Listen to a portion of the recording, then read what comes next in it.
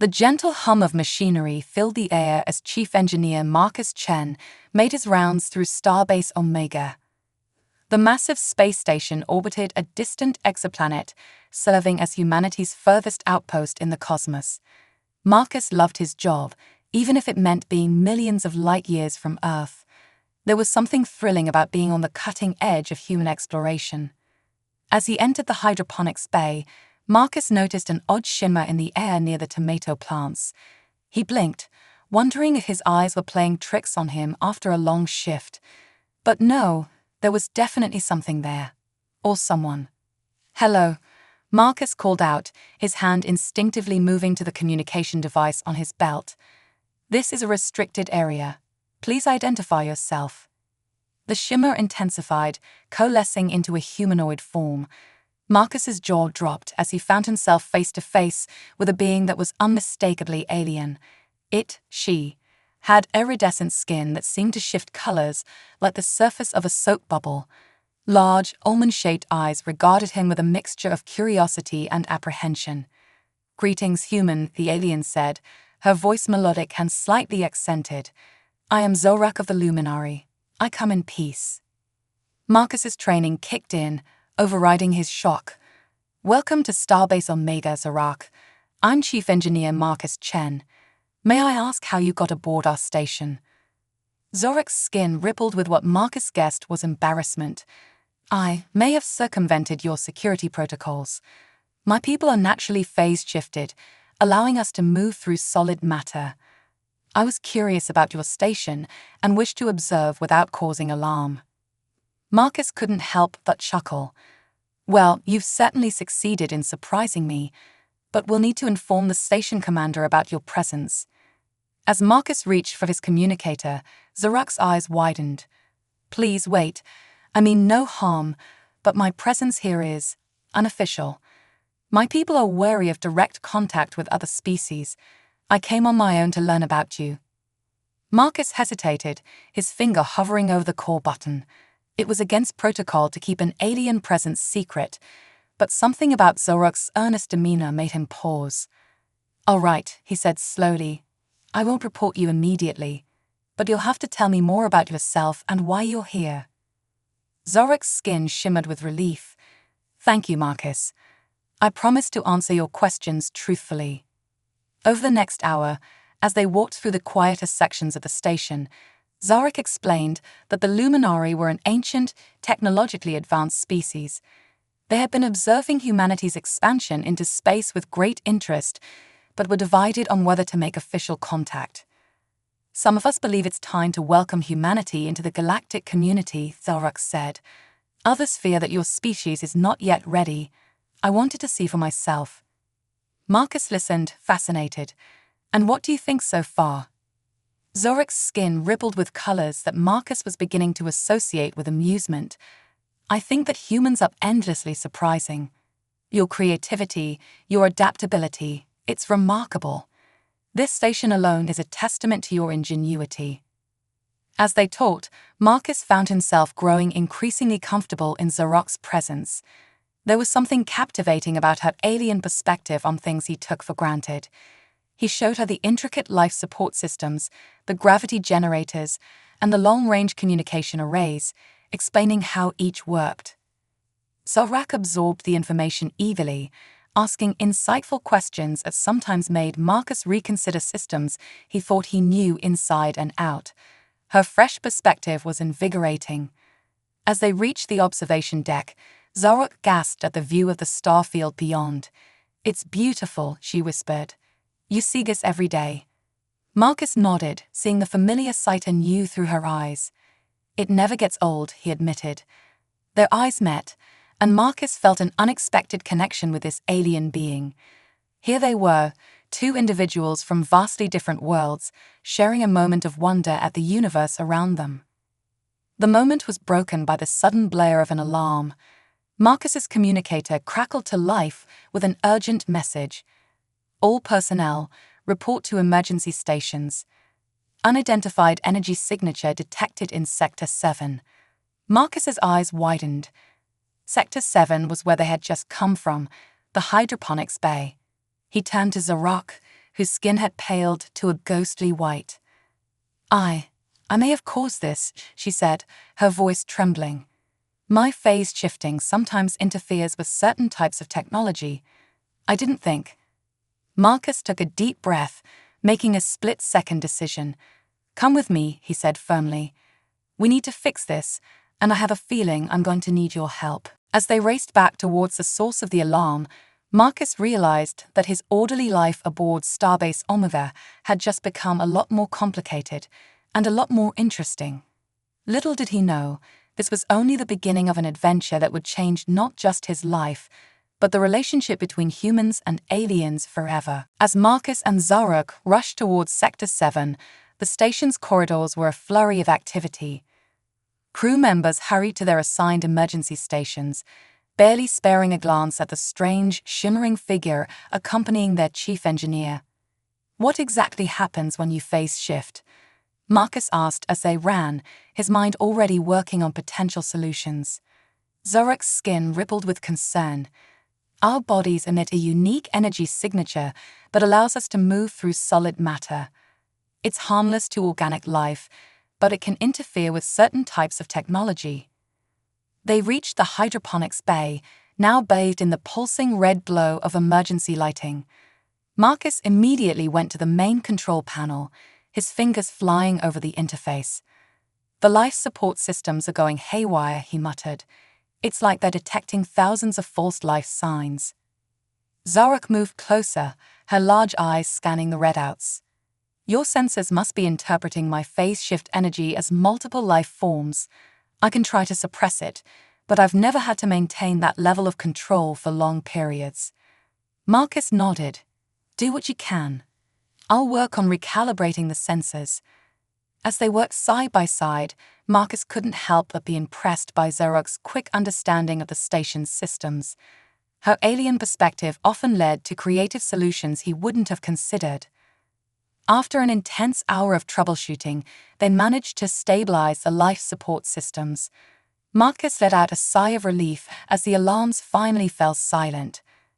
We did it, he said, turning to Zarok with a grin. That was some quick thinking with the harmonic resonance idea. Zorok's skin shimmered with a soft, rosy hue that Marcus was beginning to associate with happiness or pride. Your ability to implement the solution so quickly was impressive. I've never met a species that could adapt their technology so rapidly.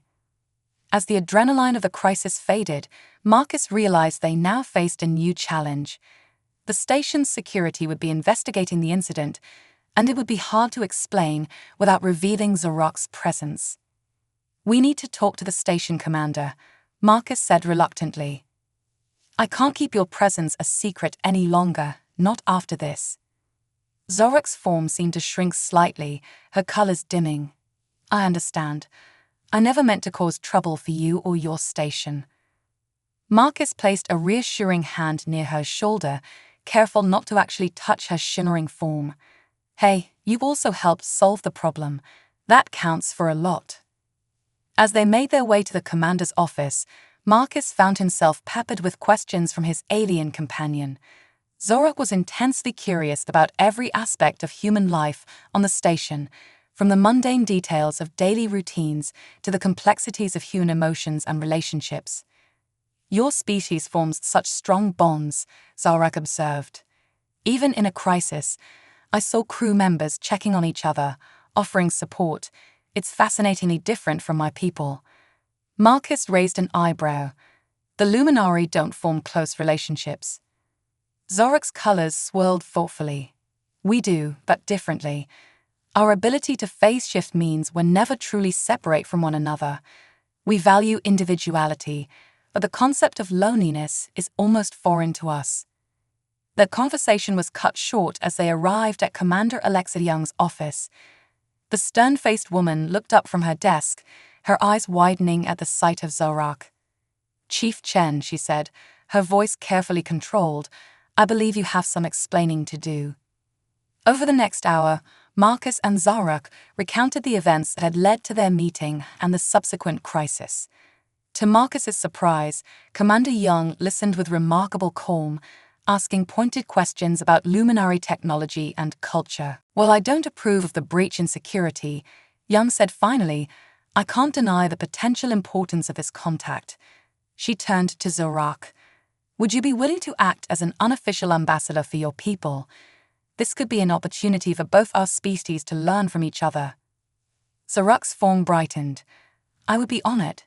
Though I must warn you, my presence here may not be well received by all of my people when they learn of it." Young nodded grimly. "Nor will all humans be immediately accepting. But it's a step we need to take." She looked at Marcus.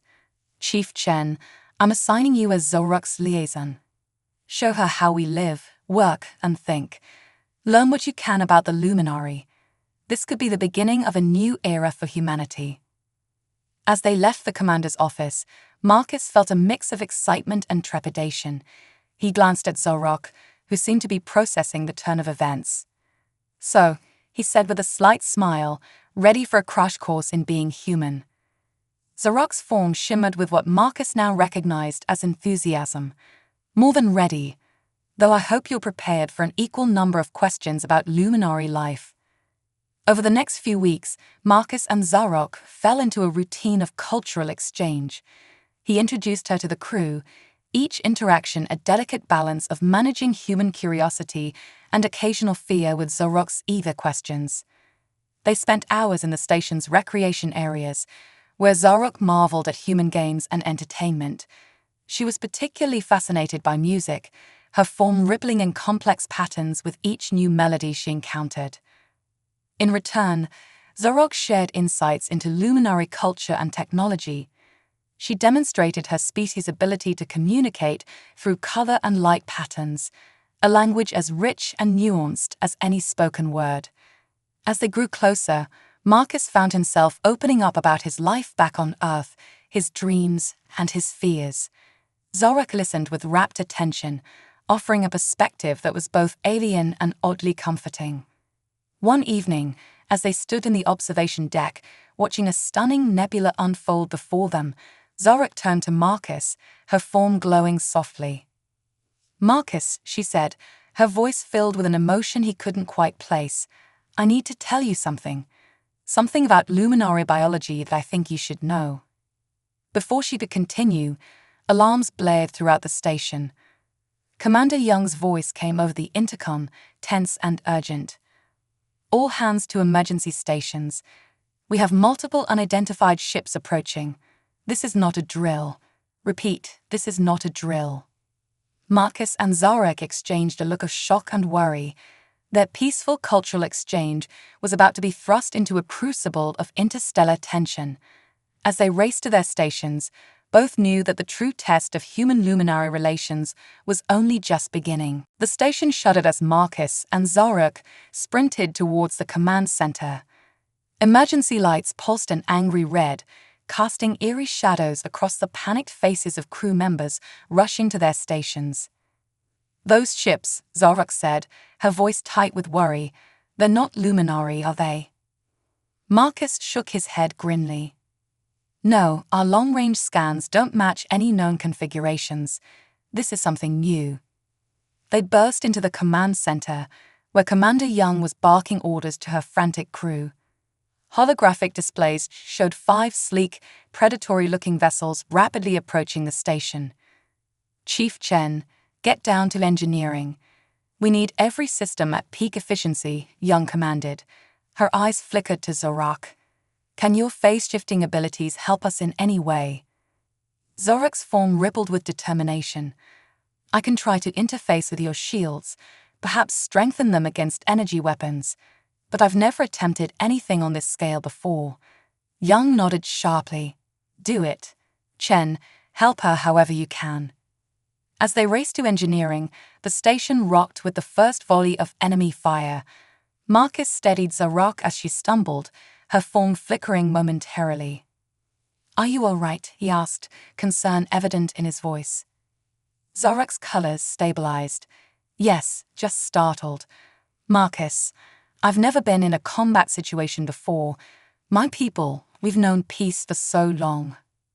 Marcus squeezed her shoulder reassuringly, marveling at the solid feel beneath his hand despite her shimmering appearance. "Hey, it's okay to be scared. But right now, we need to focus on protecting the station and everyone on it." They reach engineering, now a hive of frantic activity. Marcus immediately began routing power to the shields and weapon systems, his fingers dancing across multiple interfaces at once. Zorak positioned herself near the main shield generator. "I'm going to try to phase shift at a frequency that matches your shields. It might create a resonance effect, amplifying their strength." As Zorak concentrated, her form began to pulse rhythmically. The shield readouts spiked, power levels increasing beyond their normal capacity. "It's working," Marcus exclaimed. "Keep it up." But their elation was short-lived. Another barrage rocked the station, and alarms blared as new warnings flashed across the screens. "We've got a breach in Sector 12, one of the engineers shouted. "Life support is failing in that area." Marcus's mind raced. Sector 12 was near the outer hull, difficult to reach quickly, unless... He turned to Zorak, who was still focusing intently on maintaining the shield resonance. "Zorak, I hate to ask, but could you phase through to Sector 12? You might be able to repair the breach faster than we can get a team there." Zorak's form flickered as she broke her concentration on the shields. Yes, I think I can. But Marcus, I've never tried to phase through a vacuum before. If I lose control..." Marcus took her hands in his, looking directly into her swirling, alien eyes. "I trust you, Zorak. You can do this." With a determined nod, Zorak's form began to shimmer more intensely. In a blink, she vanished, leaving Marcus staring at empty space. Tense minutes passed as Marcus divided his attention between coordinating the station's defenses and anxiously watching for any sign of Zorak's return. The enemy ships continued their relentless assault, but the strengthened shields were holding, for now. Suddenly, Zorak materialized beside him, her form wavering and colors muted. "It's done," she gasped. "The breach is sealed. But Marcus, I saw something out there. The ships attacking us, they're not manned. They're automated drones." This new information changed everything. Marcus quickly relayed the intel to Commander Young. If they were fighting drones, not living beings, it opened up new tactical possibilities. "Zorak," Marcus said, "an idea forming. You said your phase shifting can interfere with technology. Could you do that to the drones?" Zorak's colors swirled thoughtfully. "Possibly, but I'd need to be much closer to them." And in space, her form shuddered at the memory of her recent ordeal. Marcus nodded, understanding her fear. "What if we could extend your phase shift effect, like we did with the shields, but in reverse?" They worked feverishly, Zorak explaining the intricacies of her phase-shifting abilities, while Marcus and his team jury-rigged the station's communication array to amplify and project the effect. As they worked, Marcus couldn't help but marvel at how seamlessly he and Zorak functioned as a team. Despite their vastly different backgrounds, they anticipated each other's needs, building on each other's ideas in a beautiful dance of intellectual synergy. Finally, the moment of truth arrived. With the enemy drones closing in for what could be a final devastating attack, Marcus activated the modified array. Zorak stood at the center of engineering, her form glowing brighter than Marcus had ever seen. She was the linchpin of their plan, focusing her phase-shift energy into the array. A wave of shimmering energy pulsed out from the station. On the view screens, they watched with bated breath as it washed over the attacking drones. For a heart-stopping moment, nothing seemed to happen. Then, one by one, the drones began to falter. Their precise formation dissolved into chaos as they spun out of control, their systems scrambled by the phase-shift pulse. Cheers erupted throughout the station as the threat dissipated. Marcus turned to Zorak, a wide grin on his face, only to see her form flicker and collapse. "Zorak," he cried, rushing to her side. Her normally vibrant colors were pale and muted, her form barely holding its shape. "Too much energy," she whispered. "Need to rest." As medical teams rushed in, Marcus cradled Zorak's fading form, a mix of triumph and terror washing over him. They had saved the station, possibly even charted a new course for human-alien relations. But at what cost? Looking down at Zorak, Marcus realized with a jolt that his feelings for her had grown far beyond mere friendship or diplomatic duty. As her colors weakly swirled in response to his touch, he made a silent vow to do whatever it took to help her recover. Little did Marcus know, this crisis was just the beginning. The true challenges and wonders of their unprecedented relationship were yet to unfold. Days after the drone attack, an uneasy calm settled over Starbase Omega. The station hummed with repair work and heightened security measures, but an undercurrent of excitement ran through the crew. They had faced an unknown threat and emerged victorious, thanks in large part to the alliance between human ingenuity and luminary abilities. Marcus spent every free moment in the medical bay, watching over Zorak as she slowly regained her strength. Her form had stabilized, but her usually vibrant colors remained muted, shifting sluggishly. "You don't have to stay," Zorak said softly, her voice carrying a hint of the melodic quality that had been absent since her collapse. Marcus smiled, taking a seat beside her bed. "I want to. Besides, someone needs to field all the questions the crew keeps asking about you. You're quite the hero around here now." Zorak's colors rippled with what Marcus had come to recognize as embarrassment. "I only did what was necessary. Your people were the ones who implemented the plan." Together, Marcus emphasized, "We did it together." As they talked, Marcus noticed Zorak's form occasionally flickering, almost like a human shiver. "Are you cold?" he asked, concerned. Zorak's colors swirled in a pattern he hadn't seen before. "Not cold, exactly. It's difficult to explain. My energy feels unstable, like it's seeking something."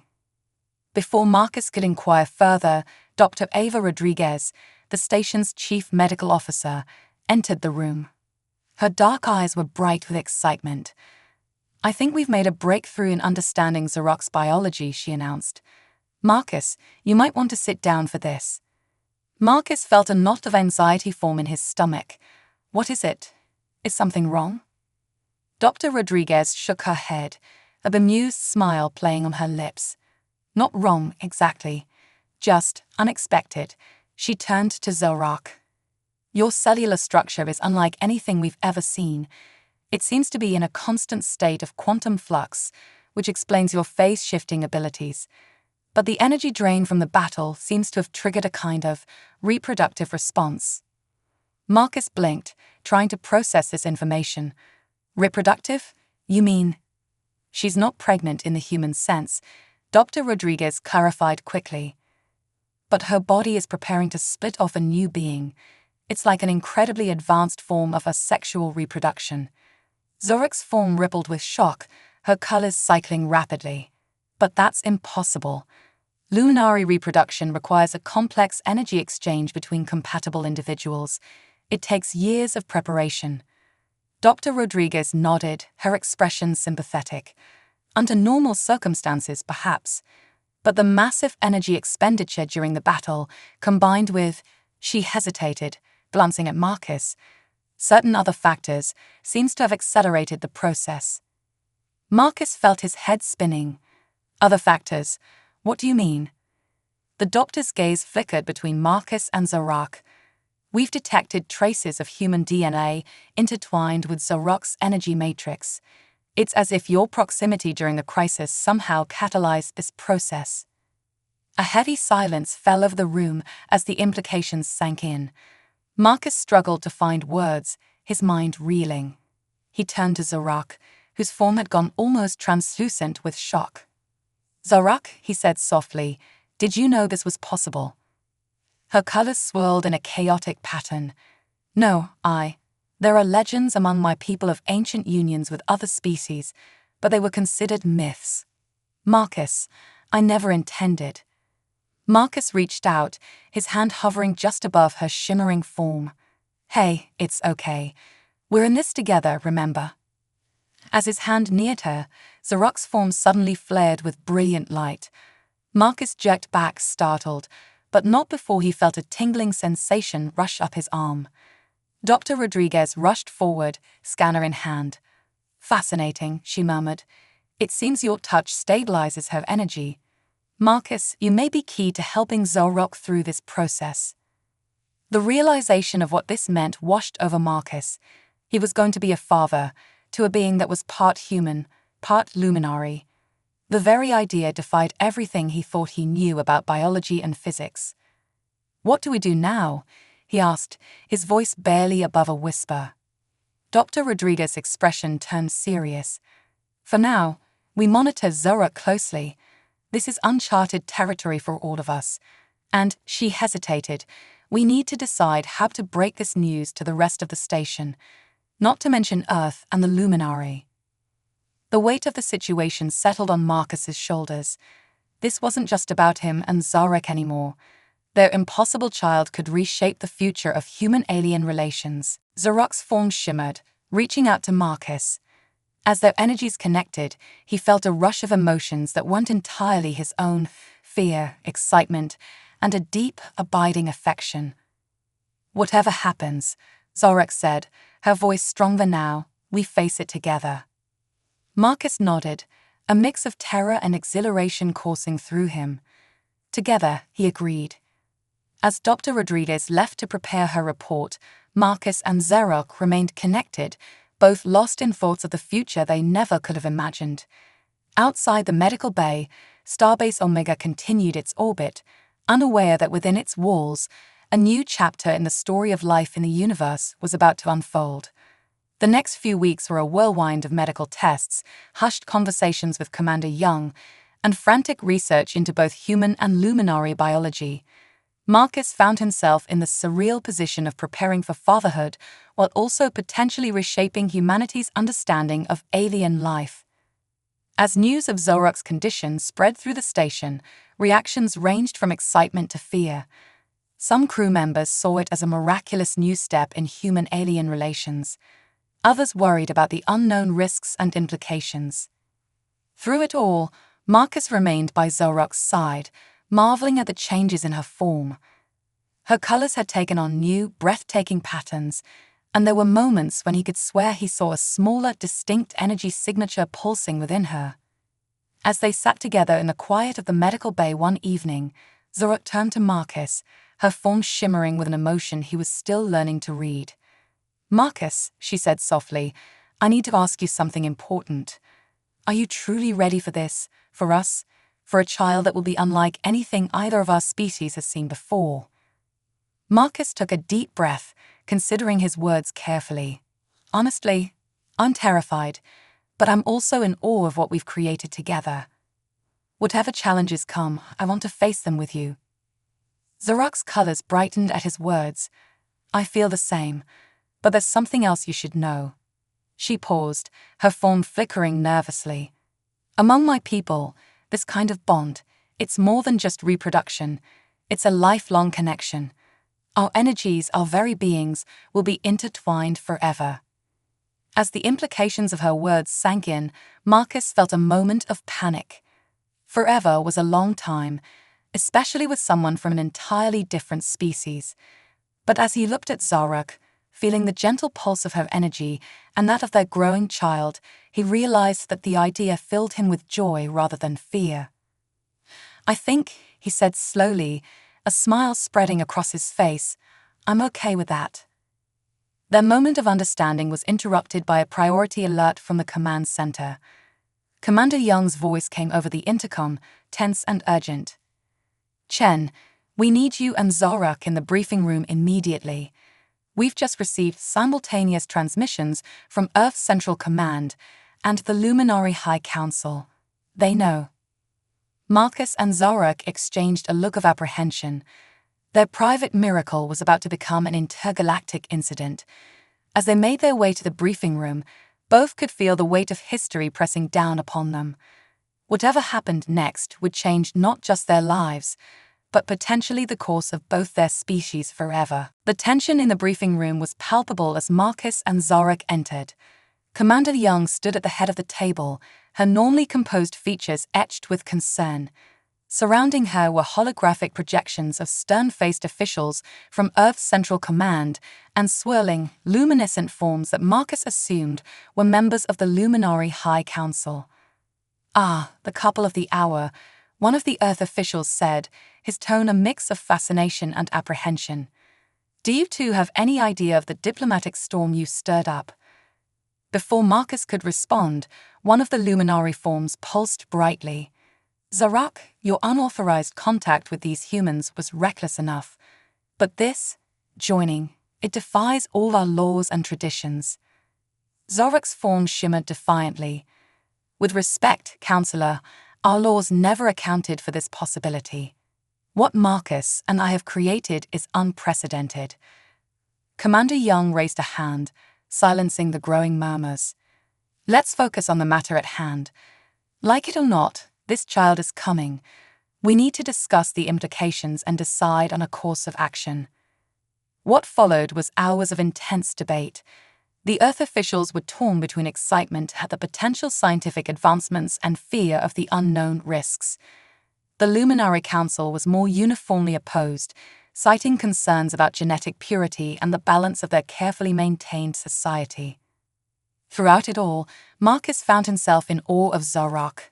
She argued passionately for their child's right to exist, countering every objection with a mix of scientific reasoning and heartfelt emotion. Her colors shifted rapidly, creating patterns that seemed to emphasize her points even to those who couldn't fully understand them. As the arguments circled back on themselves for what felt like the 100th time, Marcus finally stood up. "Enough," he said, his voice quiet but firm. All eyes and senses turned to him. "I understand everyone's concerns.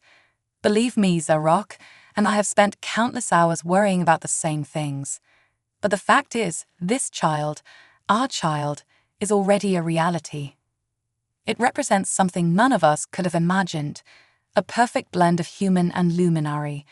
Instead of fearing it, shouldn't we be embracing the opportunity to learn, to grow, to bridge the gap between our species in a way no diplomatic meeting ever could?"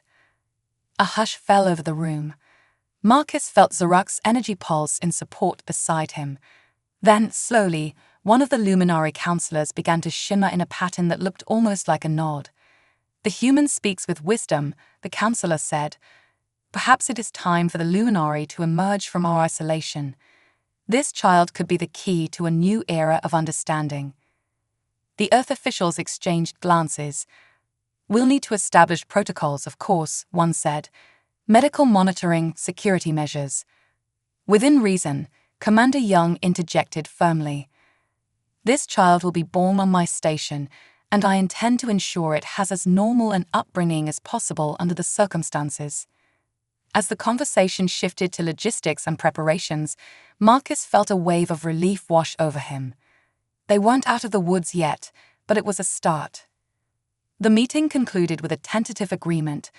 The pregnancy, if it could be called that, would be allowed to continue under close observation. Both human and luminary scientists would be granted limited access to study this unprecedented event, but Marcus and Zarak would have final say in all decisions regarding their child. As the holograms flickered out, Commander Young turned to the expectant couple. "Well, it seems you two are going to be at the center of a scientific and diplomatic revolution. How are you holding up?" Marcus let out a breath he hadn't realized he'd been holding.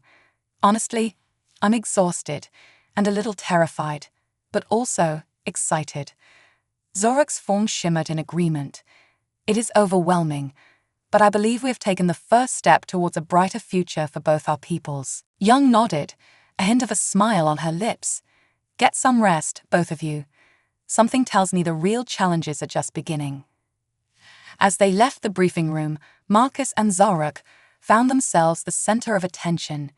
News of the meeting's outcome had spread quickly, and crew members lined the corridors, some offering congratulations, others simply staring in wonder. They retreated to Marcus's quarters, which had become their shared space over the past weeks. As the door slid shut behind them, Marcus let out a long sigh. Well, that was intense. Zarak's form rippled with what Marcus now recognized as amusement. Indeed, Though I must say, your speech was quite inspiring. You may have a future in intergalactic diplomacy." Marcus chuckled, then grew serious. "Zarok, are we really ready for this? Raising a child is challenging enough without the entire galaxy watching." Zarok moved closer, her energy field gently intertwining with his. The sensation still sent shivers down his spine. "We may not be fully prepared, Marcus, but we have something powerful on our side. Love. For each other and for the new life we've created." As they stood there, connected in a way that defied conventional understanding, Marcus felt a small pulse of energy that wasn't his or Zarok's. That child making its presence known. In that moment, despite the uncertainty and challenges ahead, Marcus knew they would face whatever came next together. As a family, as pioneers of a new era in human-alien relations. Outside the window, the stars twinkled in the vast expanse of space. Somewhere out there, Marcus thought, their child's future was waiting to be written. A future that would bridge worlds, challenge preconceptions, and perhaps change the very course of galactic history. With Zarok by his side and the promise of their impossible child growing stronger each day, Marcus felt ready to embrace that future, whatever it might bring. The months that followed were a whirlwind of activity on Starbase Omega. As news of the human luminary child spread, the station became a hub of scientific and diplomatic activity. Researchers from both species arrived in waves, each eager to study this unprecedented event. Marcus found himself thrust into a role he never anticipated, part expectant father, part diplomatic liaison, and part research subject. He spent his days divided between his engineering duties, endless meetings with scientists and officials, and caring for Zarok, whose energy fluctuations grew more pronounced as their child developed. One particularly challenging day, after a grueling session with a team of xenobiologists, Marcus retreated to the observation deck. He stood before the vast window, gazing out at the star-studded void, trying to find a moment of peace. "Credit for your thoughts." Zarok's melodic voice came from behind him. Marcus turned, a weary smile on his face. Zarok's form was a swirl of vibrant colors, more complex and beautiful than ever. Within her, a distinct, smaller pattern of energy pulsed steadily, their child, growing stronger each day. "Just thinking about how much has changed," Marcus said. "A year ago, I was just a station engineer. Now I'm going to be the father of a child that could reshape the galaxy." Zarok moved closer, her energy field gently intertwining with his. The sensation still sent a thrill through him, even after all this time. "Change can be frightening," she said softly, "but it can also be wonderful. Look at all we've accomplished already." She was right. Despite the initial shock and controversy, their situation had already sparked incredible advancements. Human and luminary scientists, working together, had made breakthroughs in quantum physics, biology, and energy manipulation that would have taken decades to achieve otherwise. More importantly, the very existence of their child had opened up new avenues of communication and cooperation between their species. The first official human luminary cultural exchange programs were being established, with plans for joint scientific missions in the works. Their moment of reflection was interrupted by a sudden alarm from Zarok's monitoring device. Her form flickered, colors swirling chaotically. "Zarok, what's wrong?" Marcus asked, panic rising in his voice. "The child," Zarok gasped. It's time." Marcus's training kicked in. He hit the emergency comm button. "Medical team to the observation deck now. It's happening." The next few hours were a blur of activity. Dr. Rodriguez and her team, along with the luminary health specialist who had been stationed on Omega, worked tirelessly to monitor Zarok's condition. The birth of a human luminary hybrid was uncharted territory, and everyone was on edge. Marcus never left Zarok's side, offering support and helping to stabilize her energy when it fluctuated dangerously.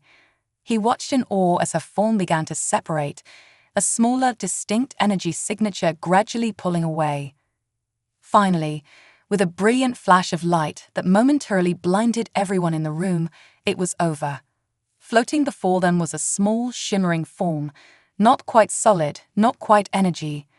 As Marcus watched, hardly daring to breathe, the form slowly coalesced into a more human-like shape, while still maintaining a luminescent quality. She's beautiful," Marcus whispered, tears streaming down his face. Zarok's colors pulsed with joy and exhaustion. "She's perfect." Dr. Rodriguez approached cautiously, scanner in hand. "Incredible," she murmured. "She appears to have the ability to shift between a solid form and an energy state at will. Her DNA, it's like nothing we've ever seen. A perfect blend of human and luminary." As the medical team continued their examinations, Marcus and Zarok marveled at their daughter. In her solid form, she had Marcus's dark hair and Zarok's iridescent skin. Her eyes, when open, swirled with colors that seemed to reflect her emotions. "What shall we call her?" Marcus asked softly. Zarok's form shimmered thoughtfully. "In my culture, we often name our children after cosmic phenomena. What do you think of Nova? In your language, it means new star." Marcus smiled. "Nova, it's perfect." As word spread throughout the station, and then across subspace to Earth and the luminary homeworld, Marcus and Zarok found themselves at the center of a galactic celebration. Nova's birth was hailed as a new chapter in intergalactic relations, a living symbol of what could be achieved when different species came together. In the days that followed, as they adjusted to life as new parents, Marcus and Zarok faced challenges they never could have anticipated.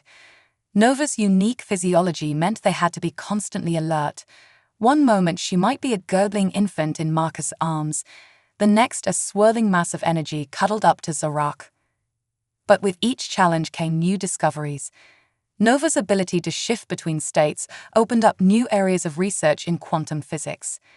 Her unique brain structure provided insights into consciousness and cognition that revolutionized multiple fields of study. More importantly, Nova became a bridge between worlds. As she grew, she drew humans and luminary together in ways no diplomatic effort ever could. Children from both species were fascinated by her, and through her, began to form friendships that crossed the boundaries of worlds.